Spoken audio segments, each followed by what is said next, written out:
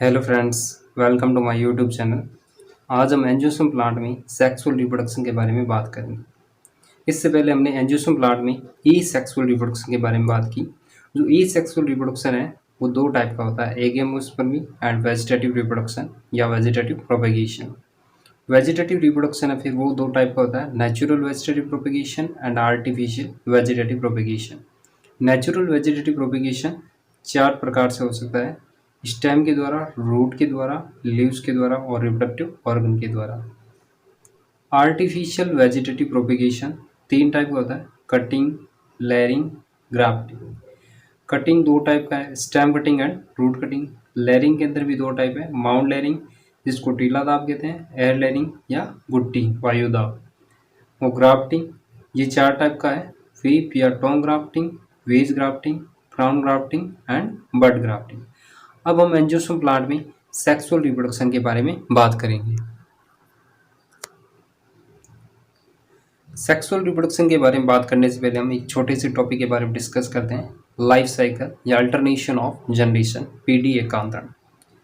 तो angiosperm plant में alternation of generation है वो स्पष्ट रूप से पाया जाता है, पीडी एकांतरण। इसका मतलब है जनरेशंस का अल्टरनेशन होना, जनरेशन यानी पीडी का एकांतरण होना। एंजियोस्पर्म प्लांट में दो टाइप की जनरेशन पाई जाती है, स्पोरोफाइट एंड गैमेटोफाइट। ये दोनों एक पर्टिकुलर टाइम के बाद में आती रहती है, जैसे स्पोरोफाइट से गैमेटोफाइट, गैमेटोफाइट से फिर स्पोरोफाइट, स्पोरोफाइट से then again gametophyte and sporophyte. इस तरह से स्पोरोफाइट और गैमेटोफाइट इन दोनों का अल्टरनेशन यानी एकांतरण है वो चलता रहता है, जिसे हम अल्टरनेशन ऑफ जनरेशन कहते हैं। एंजियोस्पर्म प्लांट में दो टाइप की जनरेशन होती है, स्पोरोफाइट एंड गैमेटोफाइट। स्पोरोफाइट जो कि डिप्लॉयड होती है 2n, यानी इसमें प्रत्येक क्रोमोसोम के दो सेट होते हैं, और डोमिनेंट होती है मतलब प्रभावी, और इंडिपेंडेंट यानी कि इसका स्वतंत्र रूप से अस्तित्व होता है, लॉन्ग लिव्ड लंबे समय तक रहती है, और रूट, स्टेम एंड लीव्स में डिफरेंशिएट होती है। सेकेंड जनरेशन है गैमेटोफाइट, ये हैप्लॉइड होती है एंड रिड्यूस यानी कि कम विकसित होती है और शॉर्ट लिव्ड होती है, कम समय तक रहती है, और ये स्पोरोफाइट पर डिपेंड करती है। यानी गैमेटोफाइट जनरेशन है उसका स्वतंत्र रूप से अस्तित्व नहीं होता, ये स्पोरोफाइट पर डिपेंड करती है। अब हम एंजियोस्पर्म प्लांट के लाइफ साइकिल यानी अल्टरनेशन ऑफ जनरेशन की बात करते हैं। तो एंजियोस्पर्म प्लांट में मेन प्लांट बॉडी है वो स्पोरोफाइट होती है, जो कि 2n होती है, यानी कि ये डिप्लॉयड होती है। जब स्पोरोफाइट स्टेज मैच्योर होती है तो इसके अंदर फ्लावर ओरिजिनेट होता है। इस फ्लावर से दो टाइप की लीव्स निकलती है, माइक्रोस्पोरोफिल एंड मेगास्पोरोफिल। ये माइक्रोस्पोरोफिल है वो स्टेमन बनाते हैं यानी पुंकेसर, और मेगास्पोरोफिल कार्पल या अंडप का निर्माण करती है। इन माइक्रोस्पोरोफिल में माइक्रोस्पोरेंजियम का फॉर्मेशन होता है जो कि एंथर में पाई जाती है, और मेगास्पोरोफिल में मेगास्पोरेंजियम का फॉर्मेशन होता है जो कि ओव्यूल होता है। फिर माइक्रोस्पोरेंजियम और मेगास्पोरेंजियम इन दोनों से स्पोर मदर सेल्स बनती हैं माइटोसिस के द्वारा। ये स्पोर मदर सेल्स मियोसिस के द्वारा स्पोर बनाती है। तो माइक्रोस्पोरेंजियम के अंदर तो माइक्रोस्पोर बनते हैं और मेगास्पोरेंजियम में मेगास्पोर बनते हैं। फिर माइक्रोस्पोर से पोलन ग्रेन का फॉर्मेशन होता है जो मेल गैमेटोफाइट के रूप में काम करते हैं, और मेगास्पोर से एम्ब्रियोसेक का फॉर्मेशन होता है जो फीमेल गैमेटोफाइट का काम करता है। मेल गैमेटोफाइट और फीमेल गैमेटोफाइट, मेल गैमेटोफाइट से तो मेल गैमेट का फॉर्मेशन होता है, और फीमेल गैमेटोफाइट से फीमेल गैमेट बनते हैं। ये यहाँ तक एन है, एन का मतलब है हैप्लॉइड है यानी क्रोमोसोम की संख्या आधी है, और 2n का मतलब है डिप्लॉइड यानी क्रोमोसोम की संख्या डबल। मेल और फीमेल गैमेट के फॉर्मेशन के बाद ये दोनों गैमेट फर्टिलाइजिंग के दौरान फ्यूज होते हैं, जिससे जाइगोट का फॉर्मेशन होता है, और ये 2n होता है यानी कि डिप्लॉइड। जाइगोट से फिर एम्ब्रियो बनता है, ये डिप्लॉइड होता है, और एम्ब्रियो से अगेन स्पोरोफाइट का फॉर्मेशन होता है। इस तरह से एंजियोस्पर्म प्लांट की लाइफ साइकिल में दो डिफरेंट जनरेशन पाई जाती है, स्पोरोफाइट एंड गैमेटोफाइट, जिनका अल्टरनेशन कंटिन्यू इस तरह से चलता रहता है, स्पोरोफाइट से गैमेटोफाइट, गैमेटोफाइट से अगेन स्पोरोफाइट। अब हम सेक्सुअल रिप्रोडक्शन के बारे में बात करते हैं। एंजियोस्पर्म प्लांट में जो सेक्सुअल रिप्रोडक्शन है वो फ्लावर द्वारा होता है। तब हम पहले फ्लावर की स्ट्रक्चर के बारे में बात करते हैं। फ्लावर एक मॉडिफाइड कंडेंस सूट है जो कि पौधों में प्रजनन का कार्य करता है। मॉडिफाइड कंडेंस सूट, इसका मतलब है कि जो नॉर्मली सूट होता है उसकी स्ट्रक्चर कुछ इस तरह से होती है, इसके अंदर ये नॉड और इंटर नॉड पाए जाते हैं। ये नोड पाए जाते हैं। नॉर्मली जो सूट की स्ट्रक्चर इस तरह से होती है, इसके अंदर कंटिन्यू नोड पाए जाते हैं और दो नोड के बीच का भाग है वो क्या कहलाता है, इंटर नोड। और फिर ये कंडेंस हो जाते हैं फ्लावर फॉर्मेशन के दौरान। दोनों नोड है वो इस तरह से, ये नोड है वो नज़दीक आ जाते हैं, जैसे कि मैंने यहाँ पे दिखाया है। ये तीनों नोड है वो एकदम पास पास आ गए हैं और इनसे फ्लोरल लीव्स निकलती है, पुष्प पत्र, जो कि फ्लावर का फॉर्मेशन करते हैं। जैसे ये कोई प्लांट का सूट है, इसके अंदर अपन देखेंगे ये वाला पार्ट जहाँ से लीव्स निकल रही है ये है नॉड, ये भी नॉड इस तरह से जहाँ से लीव्स निकल रही वो वाला पार्ट है नॉड, और इन दोनों के बीच का जो ये भाग है इसको अपन बोलते हैं इंटरनोड। इंटरनोड जिसको अपन पर्व कहते हैं, नोड को अपन बोलते हैं पर्व संधि। अब इस प्लांट में जो नोड है वो एक दूसरे के नज़दीक आते जाते हैं। आप यहाँ पर देख रहे हैं ये जो बड निकली हुई है, फ्लावरिंग बड, पुष्पकलिका है, तो इसके अंदर देखो इंटरनोड की जो लंबाई है वो आपकी कम होती जा रही है धीरे धीरे। तो इस तरह से जो इंटरनोड की लंबाई कम हो जाती है और नोड है वो इस तरह से नज़दीक आ जाते हैं, और नोड है वो इस तरह से नज़दीक आ जाते हैं। इस डायग्राम में ऐसे ही बताया गया है कि ये नोड है और इन नोड के बीच वाला जो पार्ट है वो क्या है, इंटरनोड। और फ्लावर फॉर्मेशन के लिए क्या होगा, ये नोड है एक दूसरे के नज़दीक आते जाएंगे। जैसे मैंने यहाँ पे तीनों नोड को शो किया, एक दूसरे के एकदम नज़दीक आ गए और अब इनसे फ्लोरल लीव्स निकलना स्टार्ट हो गई, मतलब कि फ्लावर का फॉर्मेशन है वो स्टार्ट हो गया। तो फ्लावर क्या है, एक मॉडिफाइड कंडेंस सूट जो पौधों में रिप्रोडक्शन प्रजनन का कार्य करता है। और किसी भी टिपिकल फ्लावर को देखें, अगर किसी प्रारूपिक पुष्प को देखें तो इसके अंदर एक स्टॉक पाया जाता है, यानी कि वृंत, जिसके द्वारा ये फ्लावर है वो किसी ब्रांच या स्टेम पर लगा होता है। इस वृंत को हम पुष्प वृंत या पेडिशल कहते हैं।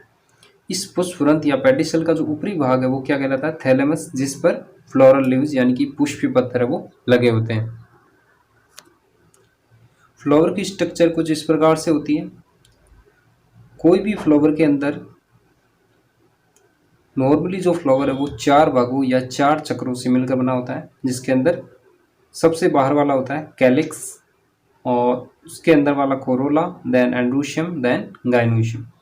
जो कैलिक्स का एक सिंगल मेंबर है वो कहलाता है सेपल या बाहें दल, और कोरोला का एक सिंगल मेंबर कहलाता है पेटल, जिसको अपन कहते हैं दल, और एंड्रोशियम का जो एक सदस्य है वो क्या कहलाता है, स्टेमन, पुंकेसर, और गाइनोशियम का एक सदस्य वो कहलाता है कार्पल या अंडक। फ्लावर का सबसे नीचे वाला भाग जिससे यह स्टेम या ब्रांच पर लगा होता है उसे हम पेडिशल यानी कि पुष्पवृंत कहते हैं। जिन फ्लावर में पेडिशल या पुष्पवृंत पाया जाता है उन्हें हम सवृंत या पेडिसलेट फ्लावर कहते हैं, और जिनमें यह पेडिशल अब्सेंट होता है उन्हें हम सेसाइल या अवृंत पुष्प कहते हैं। इस पेडिसल का जो ऊपर का भाग है वो फूल करके कुछ इस तरह की संरचना बनाता है जिसे हम थैलेमस या पुष्पासन कहते हैं, यानी कि पुष्प का आसन जिस पर कि पुष्प है वो लगा होता है। और फ्लावर का जो सबसे बाहर वाला हॉल या चक्कर है वो होता है कैलिक्स, बाहें दलपुंज, और इसका एक सदस्य होता है सेपल। सेपल है वो जनरली ग्रीन होते हैं और ये क्या करते हैं, सेपल या बाहें दल फ्लावर की कली का अवस्था में सुरक्षा करते हैं, यानी कि इसको ढके हुए रखते हैं। और जो दूसरा होल्ड है वो होता है कोरोला यानी कि दलपुंज। दूसरा होल्ड है कोरोला या दलपुंज जिसका एक सदस्य पेटल कहलाता है, जिसको कहते हैं हम दल। दल है वो जनरली इस तरह से कलरफुल होते हैं, यानी कि रंगीन होते हैं, जिससे ये परागण क्रिया के लिए कीटों को या फिर जो कि परागण वाहक है उनको आकर्षित करते हैं। कोरोला या दलपुंज का एक सदस्य पेटल कहलाता है जिसको हम दल कहते हैं, और ये सामान्यतः रंगीन होते हैं यानी कि कलरफुल होते हैं, जो कि परागण क्रिया के लिए कीटों को आकर्षित करते हैं ये, इसलिए ये सामान्यतः प्रत्येक फ्लावर में रंगीन ही होते हैं। और इसका जो तीसरा होल्ड है फ्लावर का वो होता है एंड्रोशियम, जिसको हम पुमंग भी कहते हैं, और इसका एक सदस्य कहलाता है स्टेमन। स्टेमन तीन अलग अलग पार्ट से मिलकर बना होता है। स्टेमन का जो शीर्ष भाग है ये वाला येलो कलर वाला ये होता है एंथर या परागकोश, और ये जो नीचे वाला है, ये जो नीचे वाला भाग है इसको हम बोलते हैं फिलामेंट, और एंथर और फिलामेंट इन दोनों को जोड़ने वाला बीच वाला भाग है उसको हम बोलते हैं कनेक्टिव। इसी तरह से गाइनोशियम का एक सदस्य कार्पल या अंडक कहलाता है, जो कि तीन अलग अलग भागों से बना होता है।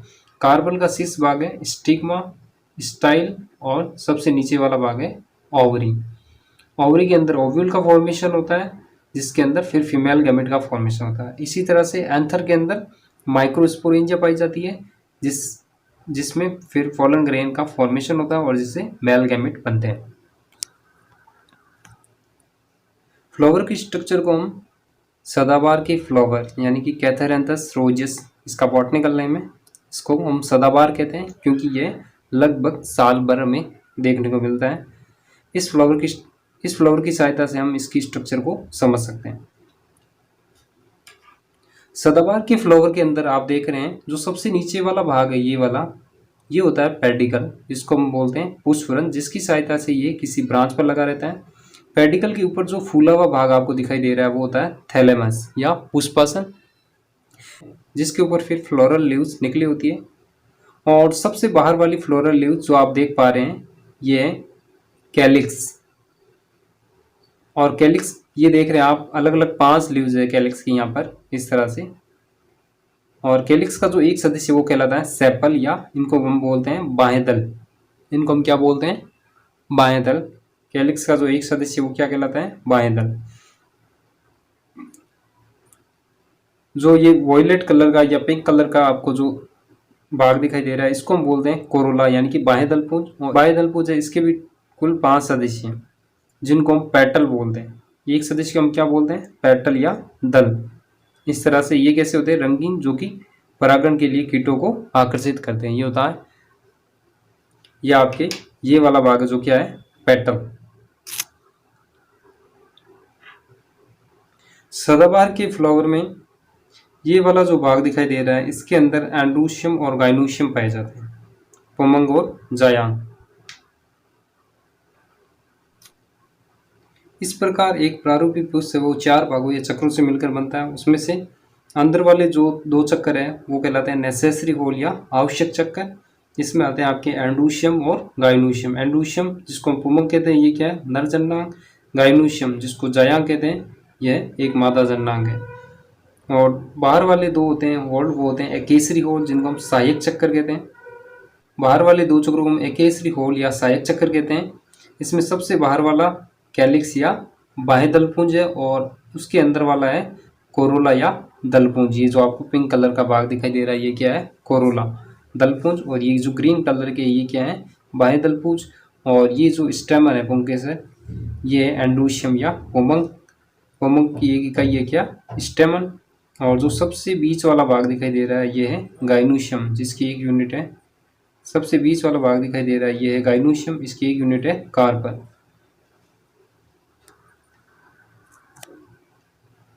इस प्रकार फ्लावर में टोटल 4 चक्कर पाए जाते हैं। इनमें से 2 तो कहलाते हैं नेसेसरी होल या आवश्यक चक्कर। इनको आवश्यक चक्कर या नेसेसरी होल इसलिए कहते हैं क्योंकि ये रिप्रोडक्शन में भाग लेते हैं, जनन क्रिया में। और बाकी के 2 चक्कर है वो कहलाते हैं एक्सेसरी होल या सहायक चक्कर। नेसेसरी होल या आवश्यक चक्कर के अंदर कौन कौन से आते हैं? एंड्रोशियम और गाइनोशियम। एंड्रोशियम क्या है? नर जननांग। और एंड्रोशियम का एक सदस्य कहलाता है स्टेमन, जिसको हम पुंकेसर भी कहते हैं। स्टेमन फिर 3 अलग अलग पार्ट से मिलकर बना होता है। स्टेमन का शीर्ष भाग एंथर और नीचे वाला भाग फिलामेंट और इन दोनों को जोड़ने वाला भाग होता है कनेक्टिव। तो स्टेमन है इस प्रकार 3 अलग अलग भागों से मिलकर बना होता है, एंथर, फिलामेंट, कनेक्टिव। इसी प्रकार गाइनोशियम क्या है? मादा जननांग और इसका एक सदस्य कार्पल या अंडप कहलाता है। कार्पल है ये भी 3 अलग अलग भागों से मिलकर बना होता है, ओवरी, स्टाइल, स्टिग्मा। फिर है एक्सेसरी होल या सहायक चक्कर। ये 2 हैं कैलिक्स और कोरोला। कैलिक्स जिसको हम बाह्य दलपुंज बोलते हैं, इसका एक सदस्य होता है सेपल, जिसको बाह्य दल कहते हैं। और सेपल या बाह्य दल का काम है कलिकावस्था में फ्लावर की सुरक्षा करना। कलिकावस्था में फ्लावर इस तरह से होता है यानी कि जब फ्लावर पूरा डेवलप नहीं होता है, वो होती है उसकी फ्लावर की, जब फ्लावर पूरा डेवलप नहीं होता है यानी कि कलिकावस्था में होता है, तो ये जो सेपल है बाह्य दल इस प्रकार से फ्लावर को चारों ओर से प्रोटेक्शन प्रदान करते हैं। कोरोला या दलपुंज जिसका एक सदस्य क्या कहलाता है? पेटल, जिसको हम दल भी कहते हैं। कोरोला कैसे होते हैं या पेटल? कलर्ड होते हैं यानी कि रंगीन। पेटल या दल कलर्ड यानी कि रंगीन होते हैं और परागण के लिए कीटों को आकर्षित करते हैं। इसके अलावा एक इम्पॉर्टेंट क्वेश्चन और बनता है कंप्लीट फ्लावर और इनकम्प्लीट फ्लावर पर। कंप्लीट फ्लावर वो फ्लावर होता है जिसके अंदर ये चारों चक्कर पाए जाते हैं, एंडोशियम, गाइनोशियम, कैलिक्स और कोरोला। वो फ्लावर होता है कंप्लीट फ्लावर, और इसके एग्जाम्पल है सरसों, मटर, गुड़हल। और इनकम्प्लीट फ्लावर वो फ्लावर होता है जिनमें ऐसा फ्लावर जिसमें इन चारों भागों या चक्रों में से कोई भी एक या अधिक चक्कर अब्सेंट होता है, यानी कि एंडोशियम, गाइनोशियम, कैलिक्स, कोरोला, इन चार चक्रों में से कोई भी एक चक्कर, एंडोशियम या गाइनोशियम या कोरोला, इनमें से कोई भी अगर अब्सेंट हो तो उस फ्लावर को हम इनकम्प्लीट फ्लावर कहते हैं। और इसके एग्जाम्पल है लौकी, पपीता, अरंडी। अब आप नोट कर सकते हैं।